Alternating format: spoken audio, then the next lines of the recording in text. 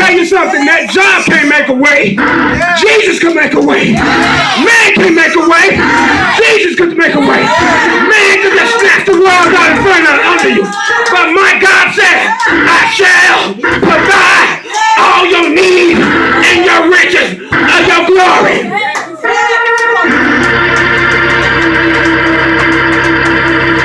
Stop sitting down worrying what's in your pocket.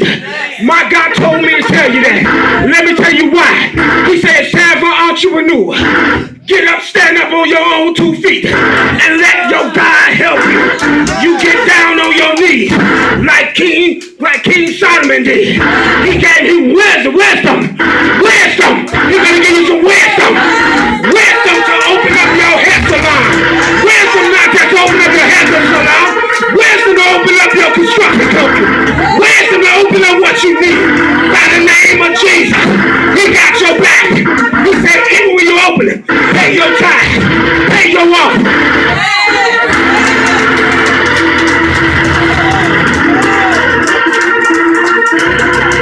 He said, stop murmuring, stop complaining, and saying, well, what you can do. You want a pity party. Let me tell you about that pity party. Everybody want a pity party, but my God said, get out that pity party. That pity party ain't gonna do nothing.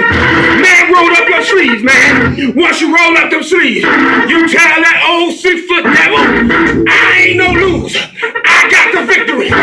Get in this ring with me, Satan, because I got Jesus with me. I'm not gonna fornicate. I'm not gonna sin. I'm going straight to Jesus. I'm giving it all to Jesus. I'm giving it all to Jesus. I'm giving it all to Jesus. I'm giving it all to Jesus. That's Lord. Hallelujah.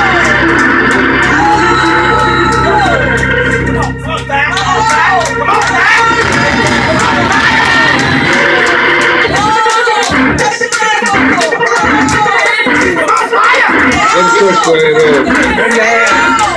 Let the church say amen again. After my brother's preaching this morning, I ain't got to do nothing but just dismiss the body of the church, huh? Amen. Amen. But I'm more of a teacher than I am anything. Yes. You can have the seat.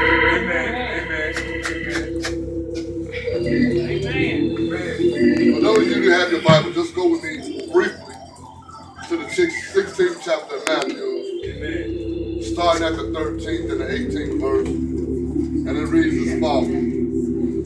When Jesus came to the region of Caesarea Philippi, he asked his disciples, who people say the Son of Man is? They replied, some saying John the Baptist, others say Elijah, and still others Jeremiah, or one of the prophets. But what about you? He asked, who do you say I am? Simon Peter answered, you are the Messiah, the Son of the living God.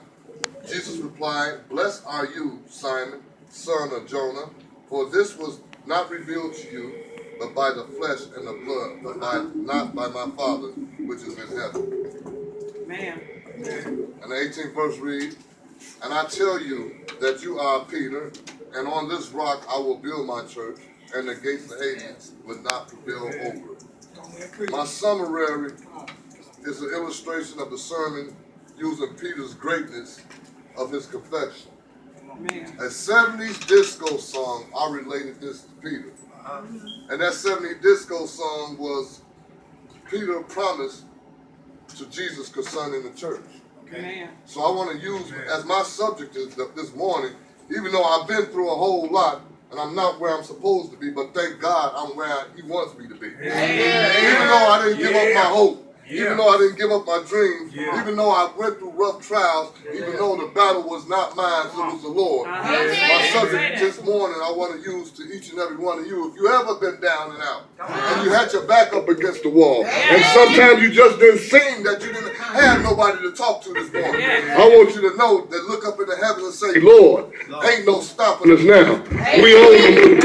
No matter what I do this morning, there's not going to be no stopping me this morning because I'm on the move. The reason I say I'm on the move this morning, you got to be able to go through something to tell somebody about somebody who can save everybody. This time last year, I was on my bed of affliction, laying in the hospital for 1 month. Didn't know which way to go, but I put all my trust in God. I looked to the hills which cometh my help, and I knew all my help came from the Lord. And right then at that moment, I took my vow and said, Lord, just give me the strength, because Lord, I know I can make it. And right now, the problem that I have, it's not my problem, it's yours, but I know you're going to work it out for me this morning. Amen.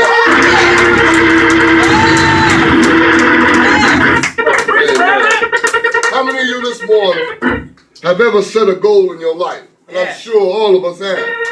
From the first lady to my first lady, from me being pastor of First Emmanuel, we all had goals in our life. That sometimes we just couldn't cut it. We just couldn't meet our goal.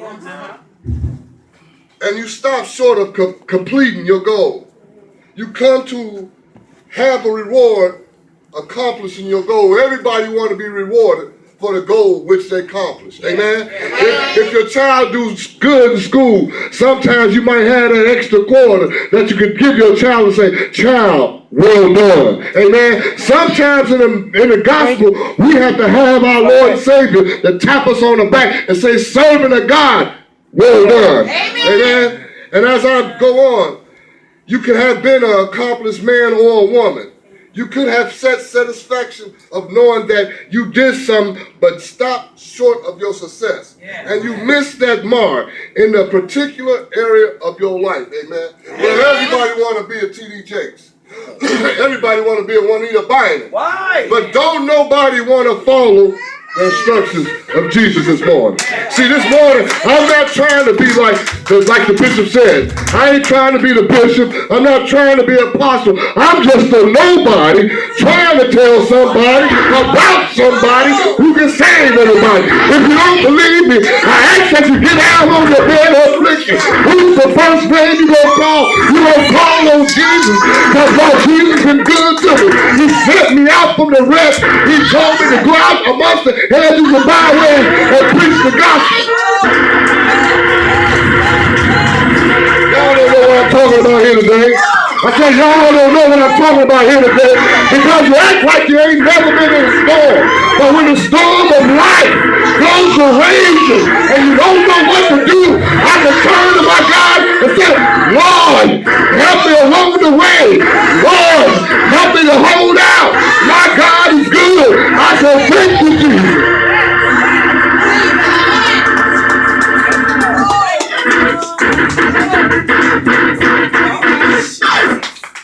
Amen. I can remember as a boy coming up, that basketball player I could have been, the next Michael Jordan. But it was something in my life that I had a sinful lifestyle that didn't let me accomplish my goal in my career. Maybe I had got too big-headed. Maybe I just didn't trust in the Lord. But I felt that I could be this next Michael Jordan. But God had a plan for me today.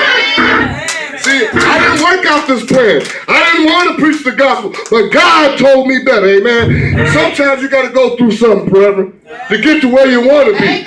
Sometimes you got to go through something to be able to tell somebody what thus saith the Lord.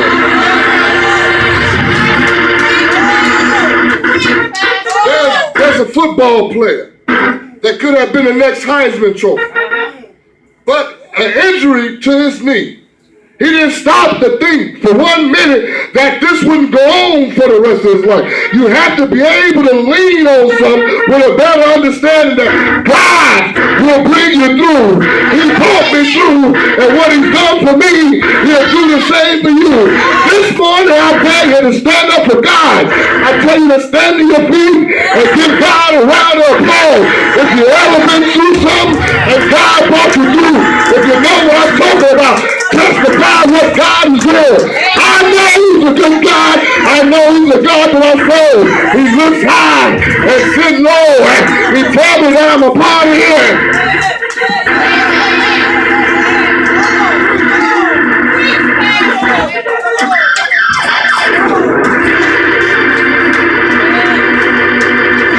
ain't no stopping me now. I said, there ain't no stopping me now. I said, there ain't no stopping me now.